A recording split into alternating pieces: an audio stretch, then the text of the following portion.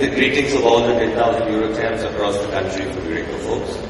I represent Eureka Forbes here, and what we're going to share right now would be our real-life experience on going global.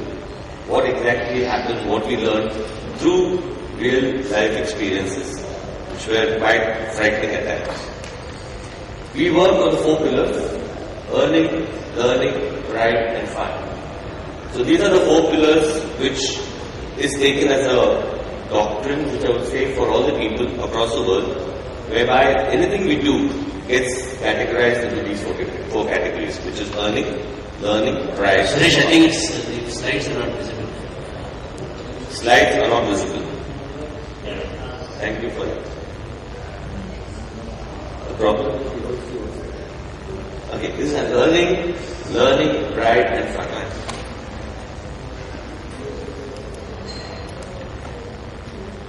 Most of you, I'm sure, must be customers of our water purifier, AquaGuard, or vacuum cleaner, Euroclean.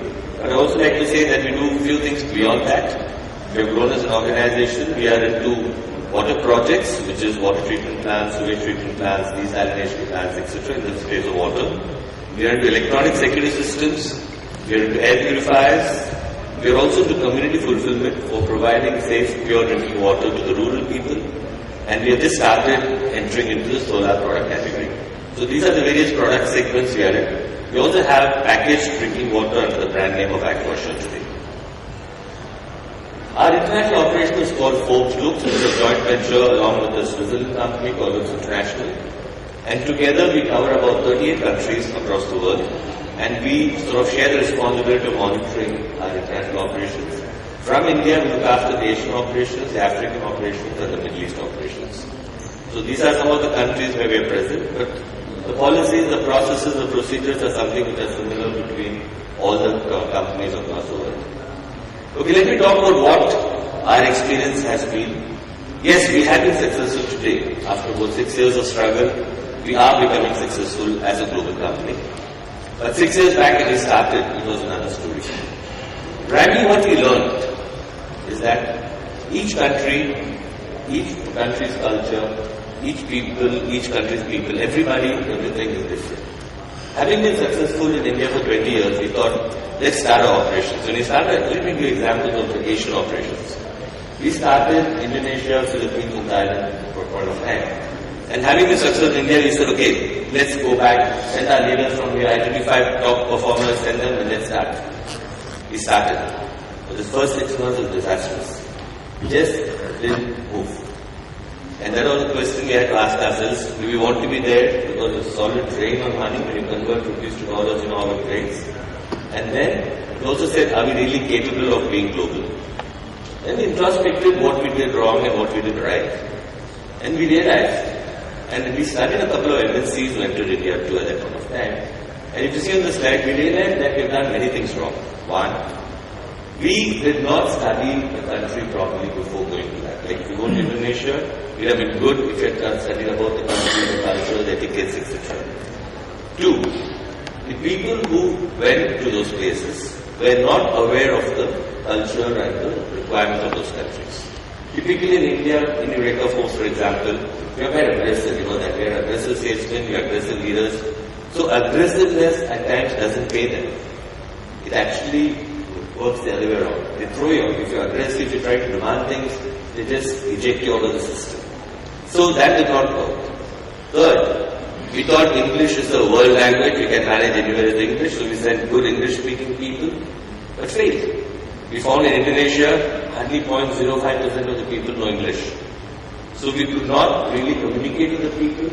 We just went there and tried talking in English, and then it started becoming sign language.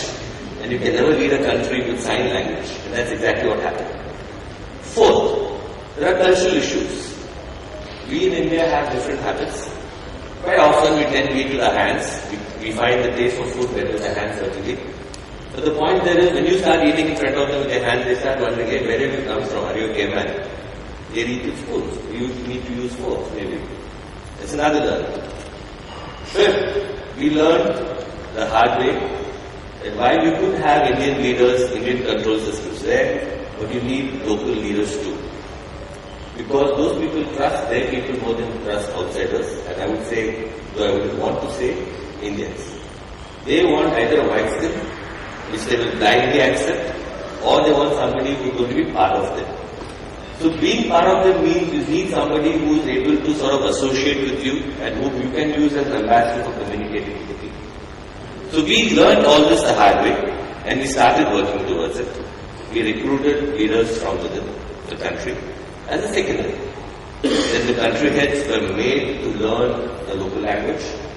We ran a specific etiquette program for the leaders, and all this helped us in terms of reviving our own business out there. More important is that very often we feel if we take the other route, the aggressive route, how will these people react? Will they throw the resistance? Will they look at us as aliens who come to rule them? But instead, what we tried was accepting whatever. Oh, that's the rule. Okay, let's do that. That's the culture. And okay, we'll accept. The first time when I went to Philippines, for example, during lunchtime, I found there also it's like direct sales, people go on the field in vans and work. I found suddenly all the people went out in the morning after the field meeting back to the office. And then 15 minutes later, when I went to the training room, I found them with their legs up in the chair and sleeping in the office. And that's not what you used to in Eureka Forbes in India. And that's not what you used to in Indian culture of sleeping in the office with their legs up. Anybody does that in India? Not to my knowledge at least. However great the culture could be. So then I asked the country head, I said, boss, what are you doing here? I mean, what's happening out here? He said, boss, if you tell them something that tomorrow they may not come. I said, fine, but if you let this grow, then you're going to have some sort of dormitory of people sleeping every day here, not people who are delivering. So we took a stance, and then I woke up everybody personally inside that place and told them, boss, this is the place to work, not to sleep. Up and out on the field, and you will not come back to the office in future in the afternoon. You leave on the field and work on the field in the afternoon, come back in the evening once for all, by 7:30. It led to about 40% resignation of the team on the spot. They said, we don't work that way, sorry.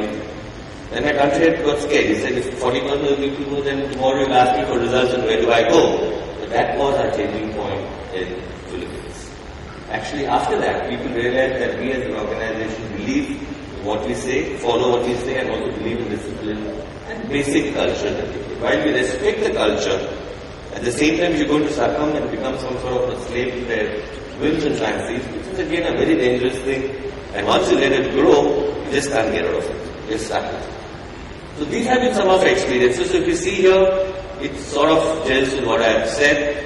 And most important is the fact that before you send a person out of India, he or she has to be trained, has to learn the local culture, compulsorily has to learn the local language. Because people associate with you more, respect you as a leader more when you talk their language. And as long as you don't talk the language, you continue to be an alien in the system. These are some examples of how things failed outside. You know the typical way of agile is marked in crates which are exported or used internally. I'm told that when such crates reached Africa, they broke everything, thinking it means to be broken. So there was a cross and a glass on that. Then we all want white teeth, right? So that when they take this photograph, we say we want the Colgate smile or whatever smile. But when somebody tried whitening teeth in Africa and bombarded, the reason being the women like the men with black teeth in Africa. So people eat pan masala maybe to blacken the teeth instead of keeping the white teeth white. And the last one of course said, turn it loose, and what it meant was something quite different. So these are something one needs to be aware even before stepping into those countries. So fundamentally what we've learned through our own experience is that do your homework right. Don't underestimate local competition. Don't say that if you've been successful here, you can wipe out the other people locally there. And of course, you cannot change habit. And what you need to do is adapt and adopt yourself to that habit without compromising on basic values and discipline and systems. So we are coming back to some more lessons we learned. We need not necessarily get into judgments. Judgmental conclusions are normally proven wrong. I think it's a more experiential conclusion which you need to. And what we also need to do is do some research before going to this place on what it is. Leadership style, like I said, differs from country to country, place to place.